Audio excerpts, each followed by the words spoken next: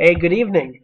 I realize this is a pretty grainy picture, but thank you for joining me anyway. I'm Stant Litore, and this is the second weekly update on Against the World's Madness, a novel in progress.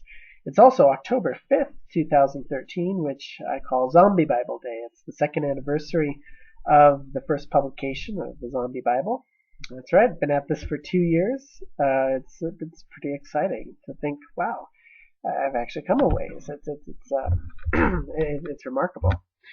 So I thought for this weekly update on Against the World's Madness, which is the story of one courageous woman leading thousands of survivors out of the zombie-infected ruins of ancient Rome, I would read you just a brief passage describing one of the settings in which the novel takes place. And feel free to give me feedback, to say what you think of the setting. If there's anything that's definitely left out, it's called The Safe House. The house was Regina's creation, a miracle made by her planning and by the fierce labor of those who believed in her. It had taken 2 weeks to prepare as much as they had. 5 insulae, linked by bridges of wood and rope, slung between their 4th-story windows, far above the reach of any dead who might pass below. There were never any first-story windows in the Subura in any case, a precaution against thieves. But the entry doors and the second-story windows both had been fitted with bars of cold metal.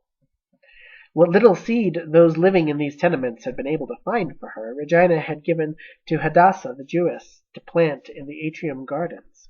Vegetables and roots would be critical if the safe house were besieged. But Regina knew what they had would never be enough to feed the 120 she'd gathered here, even for a little while. More worrying than food, though, was the issue of water.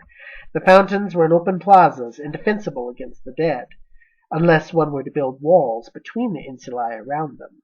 Yet no stonemasons lived in the safe house.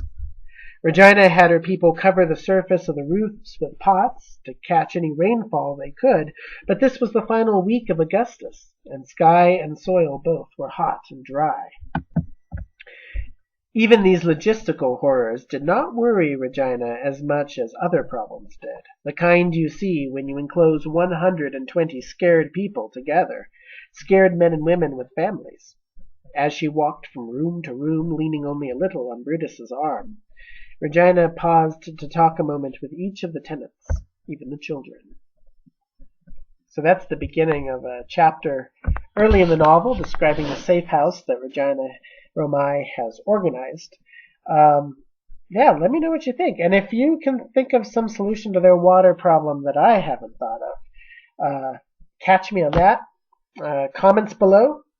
And thank you for being my readers and for following along on this epic journey I'm having as a writer as I attempt to write a zombie epic novel set in ancient Rome.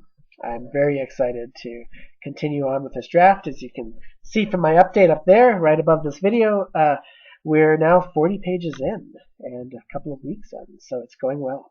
Talk to you soon. Thanks for following.